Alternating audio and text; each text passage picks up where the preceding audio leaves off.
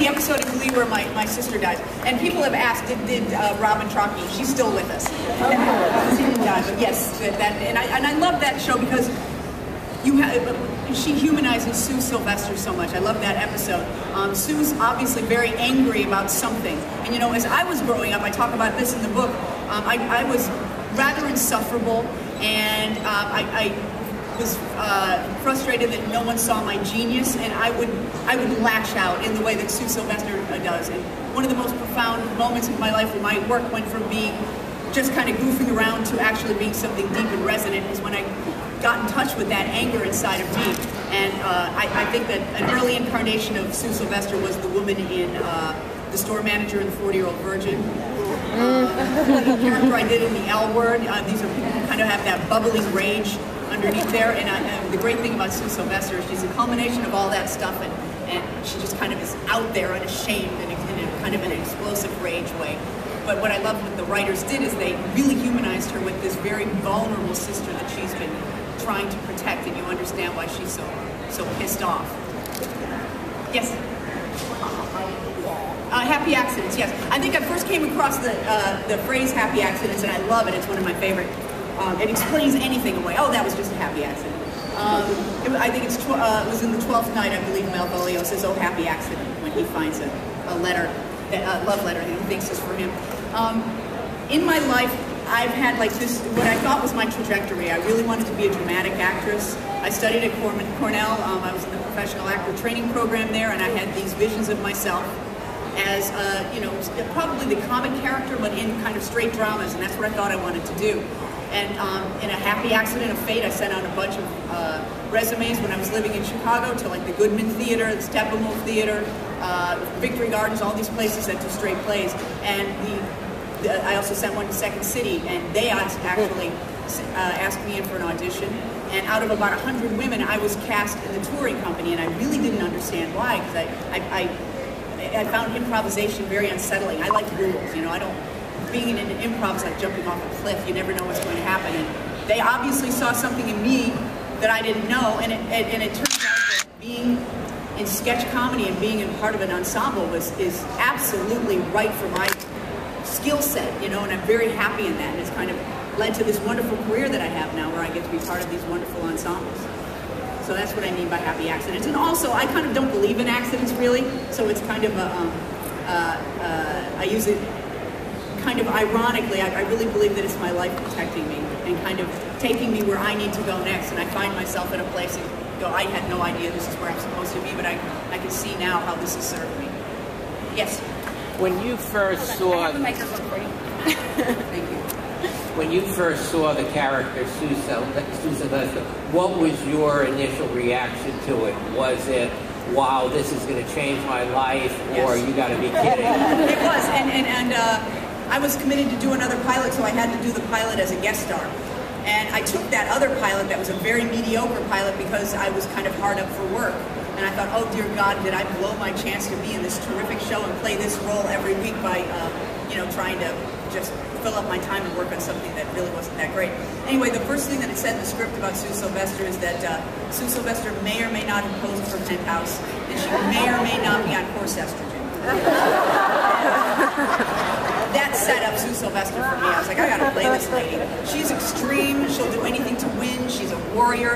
And when we were doing the pilot, one of the first things I do is the scenes that we shot was when I come in with lattes very magnanimously for all the teachers because I've cut the coffee budget because I wanted to get my Cheerios dry cleaning done in France. And I bring in lattes for everyone, and they say, well, how do you like your lattes? And she said, scalding. And set it up from there that everything Sue Sylvester does is extreme. And I love it. It's so much fun. Yes?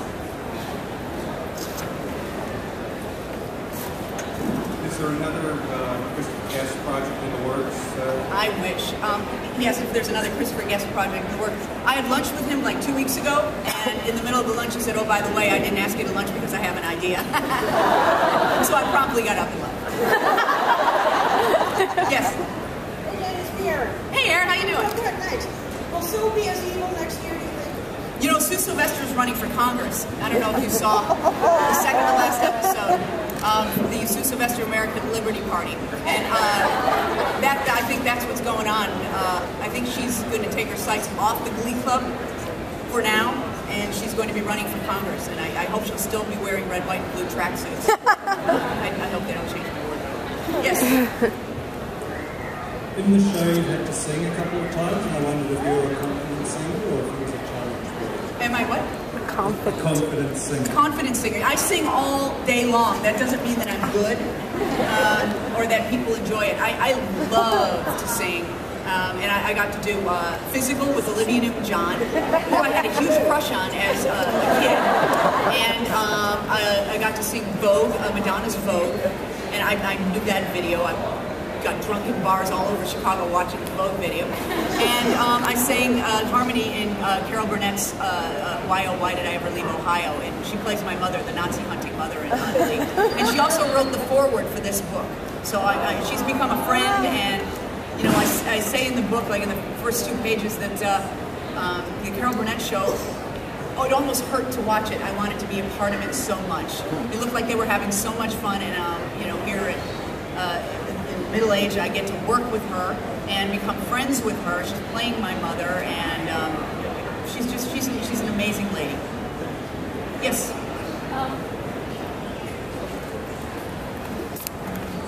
I just saw the commercial you did with the actress who plays Becky. Yes. I just want to say thank you. I thought it was wonderful. Thank you. Yeah, that's Lauren. She's a doll. She's a sweetheart. And her mother, Lauren's mother, she's changing the world with her advocacy for kids who are mentally challenged, and especially kids with Downs. She's amazing. Yes. I was just wondering what you look for in a project, like things like Party Down, Right. and have this kind of humor that obviously is really good. I wonder like what it is that you see that pops out that you know it's going to have that kind of like specific. Well, I never know if a project that is offered to me or that I go for is going to be that special thing. But when I'm in a position to choose, which lately I am, it's what's to eat. Number one. We did Party Down for $100 and, you know, really good food. But, you know, it's who's in it, most of all. I mean, I did a show called Love Spring International, and if you were to read the script, you would go, oh my God, why would anybody want to be part of this? And the reason I did is because people. Guy Shalem is such a wonderful director and editor, and anything that Paul Rudd handed me, Party Down, and role models. So, you know, there's kind of this ensemble comedy group of people, and we all, if we don't know each other, we know someone who knows you. And if I know that it's going to be that, you know, I'm up for it. I'm on top. Yes. I'm sorry. And did you say 5 minutes? Like, yeah, 2 questions. Okay. I don't know who she pointed to. Yes. I'm sorry. I'm just checking my email. I loved you as Faith Hill on Saturday Night Live when you do the Sunday night. Say that again. What's that? I loved you as Faith Hill on Saturday Night Live when you do the.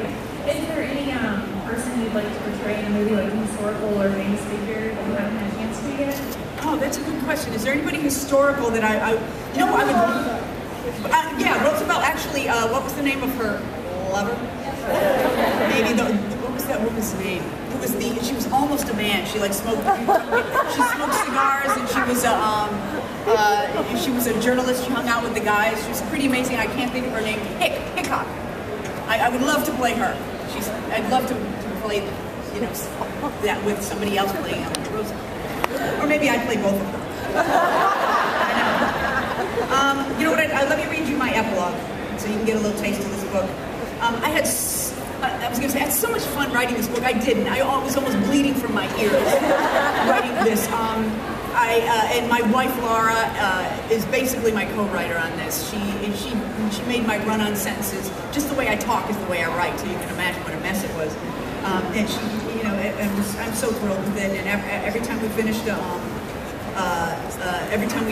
a chapter, we just felt so good. And the Hyperion people have just been wonderful, and hopefully I'll find this epilogue now.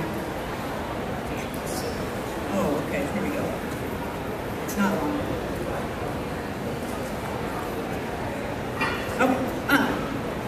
I have to think that anyone who told that younger version of me who wrote letters to those Hollywood casting agents from her dining room table in Dalton, Illinois, that I would one day be on a hit television show, working with Carol Burnett, no less, I probably would have believed every word of it. I was practically delusional back then. Or maybe I was just prescient. Either way, I knew what I wanted, and almost in spite of myself, I got it. What I did right was to be uber prepared and ready to pounce. After I'd walked away from The Ugly Duckling my freshman year in high school, I quit the first play I was in. I would never let fear overtake me again. I grabbed at almost every opportunity, maybe even some I should have left by the wayside. I went full pelt, balls out, never coming up for air for a good bunch of years. I don't know if this would work for everyone, but it worked for me. While I was all go, go, go, anxiously looking for the recipe for success, hoping for someone to hand me the keys to the kingdom, Providence was able to sneak in and lead me exactly where I needed to be next. In this way, my life really has been a series of happy accidents. I became an actress at the Second City after being picked out of a large group that I wasn't even keen on doing. I ran into Chris Guest in a coffee shop and was cast at Best in Show by the end of the day. Steve Carell's wife told me he had too many guys in his movie, and I got to do the 40-year-old virgin and meet a great group of people. The mediocre pilot I was committed to failed, and I was released to do Glee. I could go on, and I do it. I would love to be able to go back and tell that young girl sitting at that table, pen in hand, to trust herself in the world. I'd tell her, you don't have to drink. I'm an alcoholic. I didn't get to that. Sober 20 years. You don't have to be anxious. Thank you. You just have to be you and everything will be fine. Today I can say that I finally trust and have faith in my life. I would never presume to give anyone advice on how to walk their own path, as I have no desire to deprive anyone of their unique journey. As you can see, my own has been customized to fit my needs and my particular brand of humanness. But I will offer this in the way of counsel, and I defer to the wisdom of Carol Brady when I do. Find what it is you do best and do your best with it. Wow.